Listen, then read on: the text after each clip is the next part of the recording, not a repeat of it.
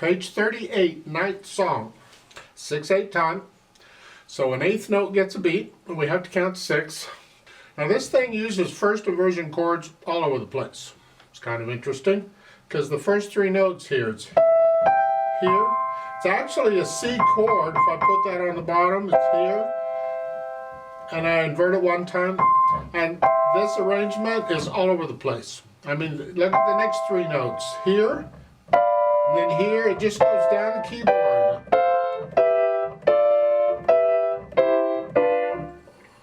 Suddenly you got all these notes and they start to make sense, and then it's not so hard anymore, I hope. And rather than blocked chords, they're broken here. And follow their fingering is fine. Just lift up. Normally I don't like to use the same finger for 2 notes in a row. But for this particular piece and this situation, it works out fine, so go ahead.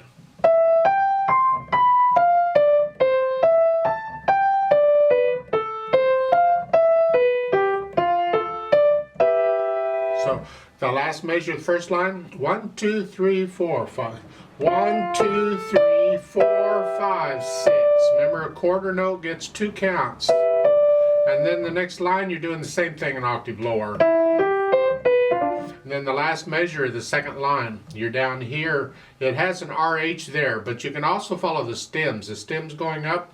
See, when they put the notes for both hands in the same staff, a lot of times they'll put the stems for the right hand, or the notes going up, you'll figure it out. And then the stems on the notes for the left hand go down, and that's how you can break them up. So here, it's right hand's playing those chords, and they're the same chords you've been playing. If you have to, spell out the chord. It's an F, an A, and a D. And the last chord is a C chord. It's an E. But since they're not using ledger lines here, fortunately, they just put it down in that, and that's all it is. Then you have to come back up here. Now there's no rest or anything. You got to go from here to here. You just lift up and move. Don't take a lot of time to do it, because the beat's got to be steady. Just, you may have to practice that move just a little bit. And then the third line, it's block chords. Here and here. Now if you have big fat fingers and all, then you can have to do 2, 3, 5. Otherwise, go ahead and do their fingering. And you're moving around a lot here. Eventually you'll develop a feel for these moves, and you'll be able to look at it or do the move without looking at the keyboard. Now I'm sure you probably have to look at the keyboard, and that's okay. Just don't mess up the beat. The beat's got to be steady. It's got to be solid. Top of page 39.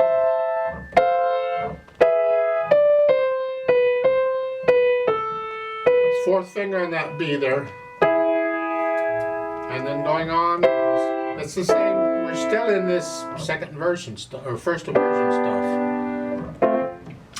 Now, third line down, again, we're going down into the bottom staff. The right hand, use the notes, the stems are going up.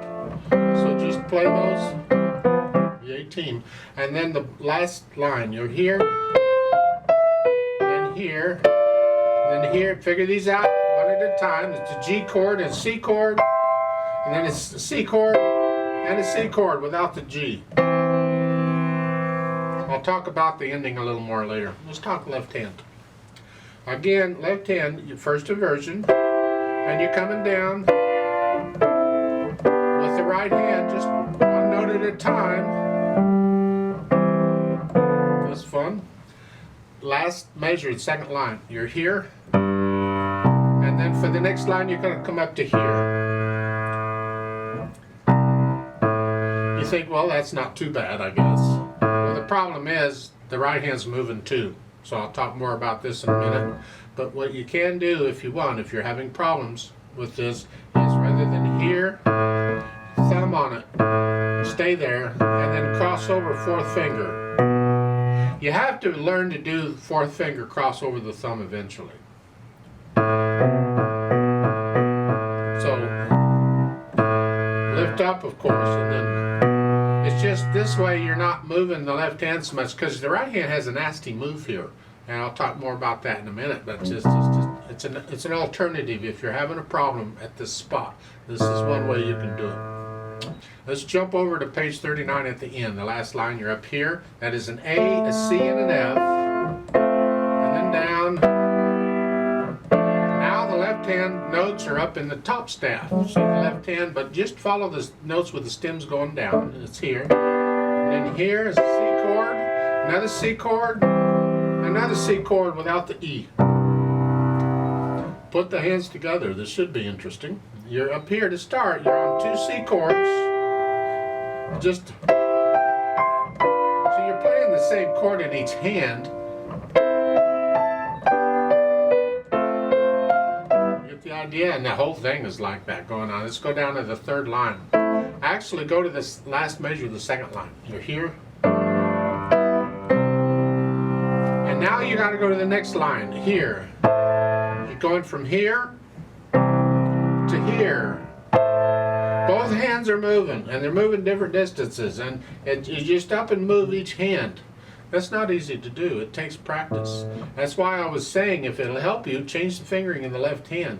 This way, you only have to think about the right hand, because here, the left hand's staying put. You'll just focus on the right hand, and then move. And then you're back to what they're doing.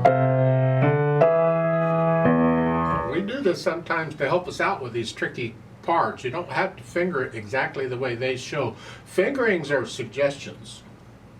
What I tell you is a suggestion. The book stuff is a suggestion. Your teacher will tell you what they want you to do. That's usually not a suggestion. Just do what they're telling you to do. But if you don't have a teacher, you have to decide how you're going to do it. And this, I'm giving you an option here to make it a little bit easier. So if I were sitting down and just going to play this piece, I would finger the thumb here. You have to lift up for the phrasing, but to me that's much easier than trying to move both hands like that. Then there at the last line, once you've moved, and here you're moving both, I would suggest, if you can, move the right hand and then move the left, just real quick. The pedal will help us out here a little bit. This way I'm only moving one hand at a time.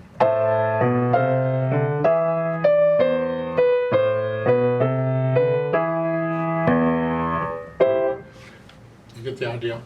Last line at the page 39. Here, we're here. It's the same chord in each hand. We have this chord, then a G chord, then a C chord. Both hands are playing the same notes an octave apart. See, so once you get that down, then you think, I'm playing 6 notes at a time, and it isn't really all that hard. But you understand the chords, and then here, then the last chord, you're leaving out the middle note in each hand. The idea is we're trying to get soft and die away, so we're using fewer notes. That helps us get soft and die away. Let's go back and add the articulation, and let's just combine the dynamics and stuff in here and make this video a little shorter. Soft at the beginning, and I like to tell you, bring out the melody or whatever. Well, in this particular piece, it's all kind of melody in one way or another, so just kind of blend it all together as best you can.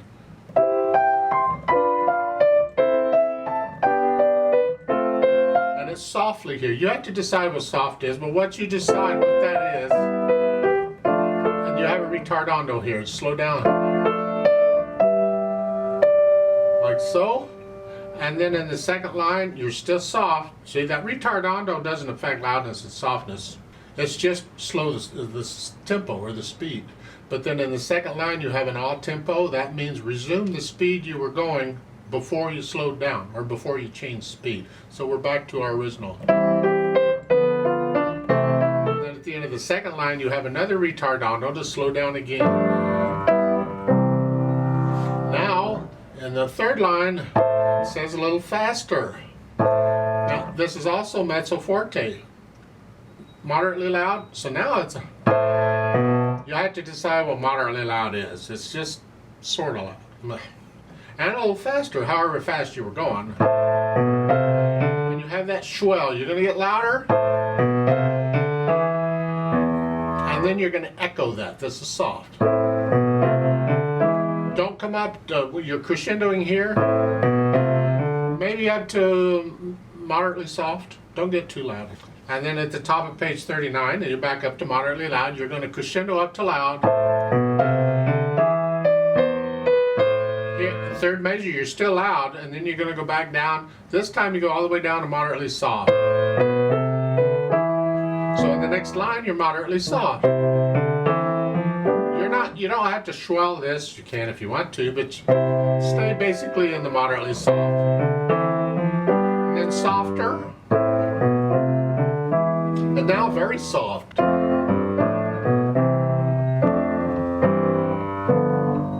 There's no retardando there.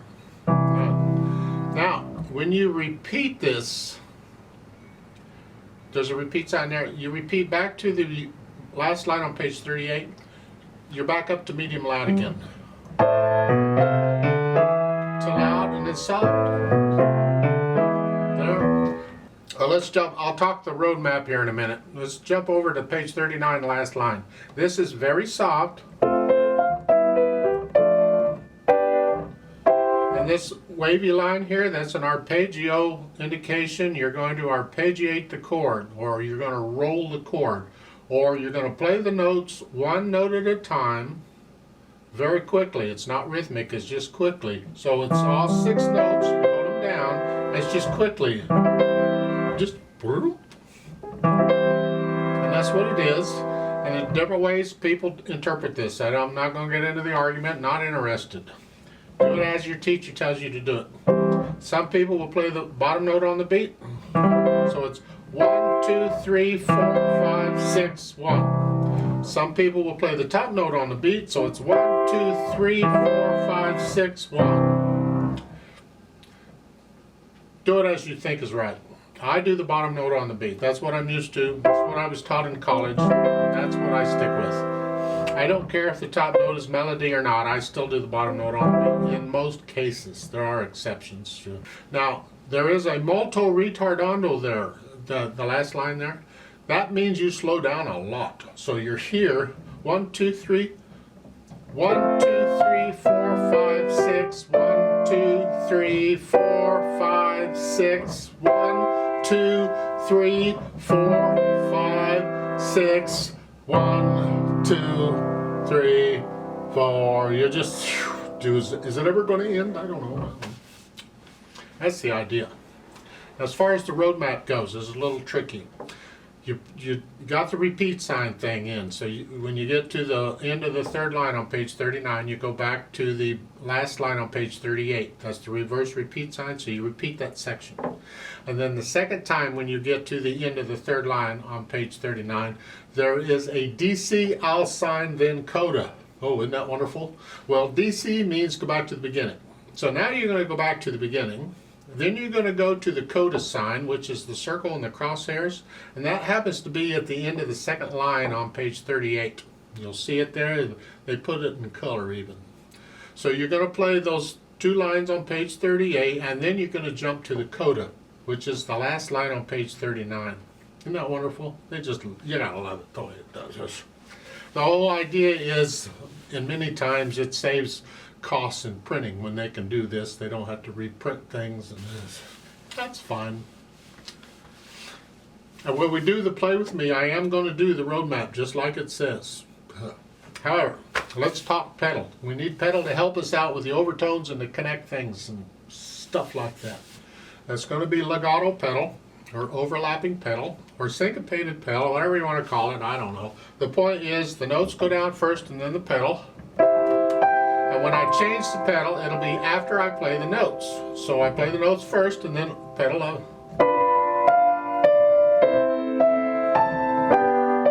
I still lift my hands with the phrasing. Whether I can hear the phrasing or not, I want to feel it. So I'm still lifting the hands. So actually I'm lifting both hands here. But the pedal is connecting the stuff, and that's fine. Now when I get to the end of the first line, I would go ahead and overlap this too. They're saying not to. They're saying, see the line goes up there at the end of the first line? would be lifted up before you play the next note, so there's a little bit of silence. In this particular instance, I prefer to connect it. It's a personal thing. It's an interpretive thing. You'll have to decide which you like better. It's just, to me, it leads into it. And when I want something to lead into it, I connect it. You won't lead into something and then split it up and what? No, you connect it. Now at the end of the second line, that's a different situation. You don't have that lead in, it's just a finish. Now you lift the pedal up with the hands, so there's a little silence before you go on. You don't pedal this part. You pedal that. And again, I push the pedal down right after the notes. And I'm lifting the pedal up before I play the next notes. Again, so there's a little silence before I go on.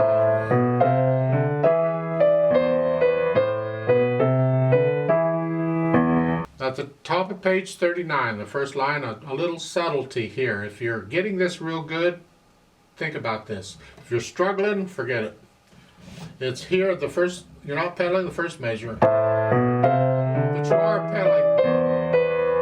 And the right hand's legato.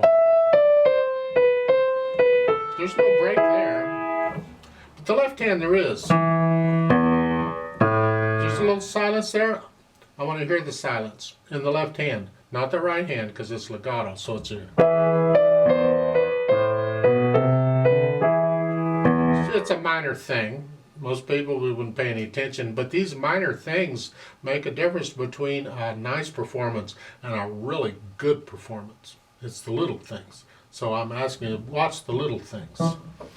Now we do that for a while. Let's go down to the third line here. Now this is all legato pedal here. And then lift it up with the hands before you go on. When you repeat or go back to the beginning, whichever, lift it up before you go on. So there's a little silence there. And then the last line, the coda on page 39 here. It's all legato pedal.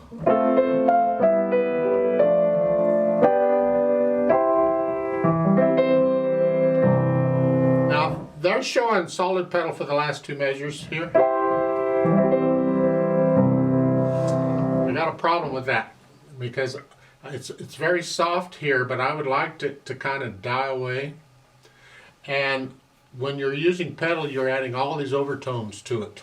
I'm up here. These things are going to continue to ring throughout. Even though I'm down here at the end, I'm still hearing this stuff up here. I would like it to die away, which means I would like to lose those overtones. I want them to go away. So I'm going to change the pedal on the last measure. So it's here. Here. So that last chord is by itself. I've only got these four notes and their overtones going. That makes it softer and simpler sound. And then at the end here, let the keys up. Keep your hands on the keys, just let the keys up and slowly lift the pedal up just a little bit and the sound should die away. You don't end a piece gently and then all of a sudden stop. It's like, whoa, what happened? The sound needs to die away. And it's a fermata, so you can take your time with it. So you're just holding it there, let the keys out, and then slowly lift the pedal. And the sound dies away. It's wonderful effect. Now when we play with a metronome, I do it rhythmically. So I'm just going to hold that last note 6 counts and I'm going to stop. I don't do the dynamics. When we do the play with me, it's notes and rhythms and the articulation. I'm not trying to perform it for you. As far as tempo goes, you'll have to decide for yourself what the tempo is. It's on the slow side of moderate in the middle, and that's the flow, the feel of it, not necessarily the beat, because I could go 1, 2, 3, 4, 5, 6. That's not moderate, but the feel of it might be that.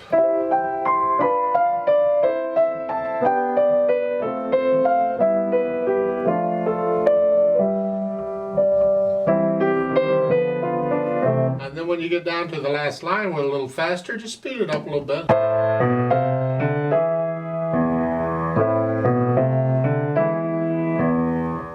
And you stay that tempo until the second line on page 39, then you slow it back down to here. You can go like what you were at the beginning is fine. Whatever. You'll decide what it is. A little bit about interpreting things. It's a little more advanced, but this is a good example. I want to talk about it here. At the top of page 39, in the first line, you're still going a little faster. And at the beginning of the second line, now it's back down to a little slower. Well, in a piece of music, when they change tempos like this, and it's not like at the end of a section or there's nothing in the music that tell you abruptly changing tempos, you will usually slow down or speed up, and you blend into the new tempo. You kind of meld into it. So that means at the end of the first line on page 39, I'm going to retardando. I'm going to slow down a little bit, so when I start the second line, I'm already at that tempo. It's not an abrupt change like it is on page 38. I'll come back to that in a minute. This is just slow down.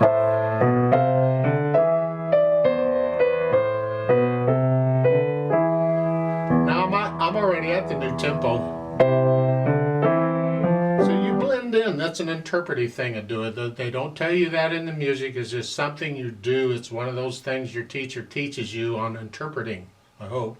But now when you get to like at the end of a section, whatever, your tempo changes can be, they don't have to be, they can be more abrupt. So when you finish the second line on page 38, you're here with a retardando. Now all of a sudden you're faster. You didn't blend in on that one. Now on page 39, the end of the third line, where you're finishing it up there, the last two measures, you're slower here. And when you repeat, you're a little faster again. Well, that's abrupt. You're not blending into that. It's suddenly abrupt. Like you were before. That's an effect. And when you go back to the beginning, it's the same speed as what you're going. There's no change here. The last two measures of the third line on page 39, and then I go back to the beginning. It's the same speed there. Because I've already slowed down and get it? Same speed? Okay. The end of the second line on page 38, you're slowing down. Now when you start the coda, you go from there to the coda. The coda is slow down a whole lot. So stay slow, whatever you were doing, and just don't go too slow. I mean, we want the piece to end eventually, so don't drag it out forever. People lose interest and stop listening, and then your applause you're going to get is not nearly as wonderful. So the point is, when you're doing the coda, you're already slowing down. You've already slowed down, I should say, and you just keep slowing down. I'd like to do a play with me on this. I'm not going to do the tempo changes. I'm playing with a metronome. I'm not going to do the dynamics. You can do that on your own. We're not trying to perform it here. I just want to be able to let you check your notes and rhythms to make sure they're correct. Play it with me one hand at a time if you have to for a while, but this is a good piece to play for people if you can learn it well. I'll give us 6 counts. 1, 2, 3, 4, ready, go.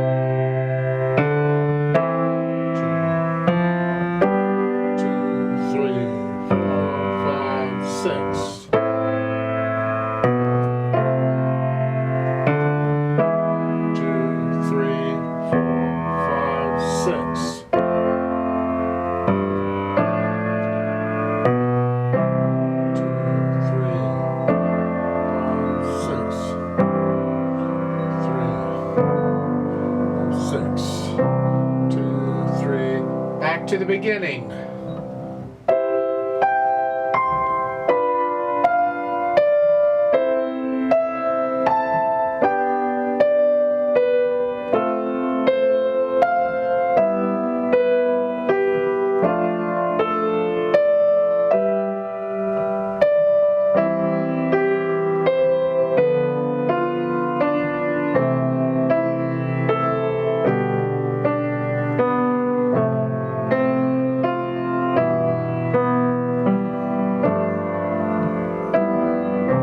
To the coda.